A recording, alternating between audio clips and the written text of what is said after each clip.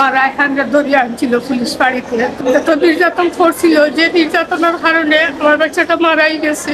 হাতে লাতে ধরা হয়েছে সবকিছু, তারা যে মারছে চাক্ষুষ প্রমাণ হয়েছে সবকিছু।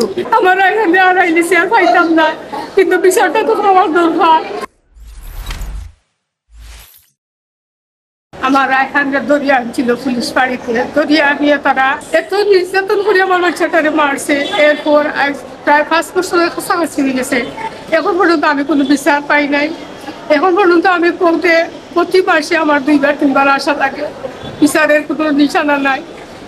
সাক্ষী ছিল 69 জন, 69-এর মধ্যে 61 জন সাক্ষীরে 3বার নিছে তারা, মানে বিচারটা না পাওয়ার জন্য, কেসটা গাফলাতি হওয়ার জন্য, যাতে আমরা বিরক্ত হইয়া বাদ দিলাই এর জন্য তারা এই সাক্ষীরে 3বার করিয়া নিছে।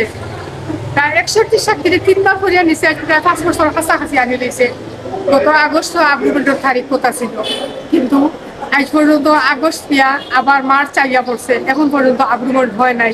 গত 3-4 দিন আগে আগ করে জামিন চাইছে, জামিন হয় নাই। আজকে আবার আকবর, আশিকুল্লাহ, হারুন, এরা টিটু, এরা আবার জামিন চাইছে, আজকেও জামিন হয় নাই।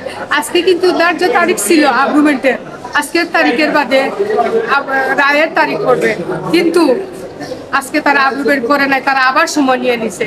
এইভাবে সময় নিতে নিতে কয় বছর যে নিবে সময় জানি না, তবে এটা বিচারটা না হওয়ার জন্য তারা বারবার চেষ্টা করতেছে। হাতে লাতে ধরা হয়েছে সবকিছু, তারা যে মারছে চাক্ষুষ প্রমাণ হয়েছে সবকিছু, সারা বিশ্বে জানে এই আলোচিত মামলাটা।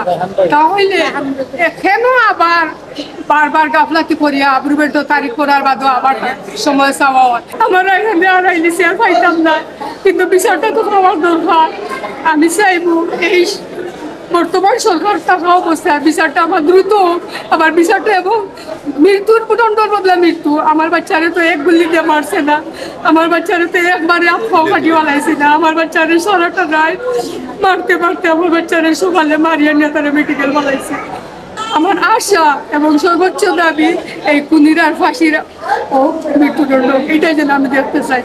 এবং আজকে তাদের আসামির পক্ষের তারা আবার উকিলরা আবার সময় নিছে যে ঈদের পরে তারা আগ্রিমেন্ট করবে। গত আগস্টে আগ্রিমেন্ট হওয়ার কথা ছিল, কিন্তু দেখেন আগস্ট দিয়া আবার এখন নতুন বছরের মার্চ চলতেছে, এখন পর্যন্ত আগ্রিমেন্ট হইতেছে না।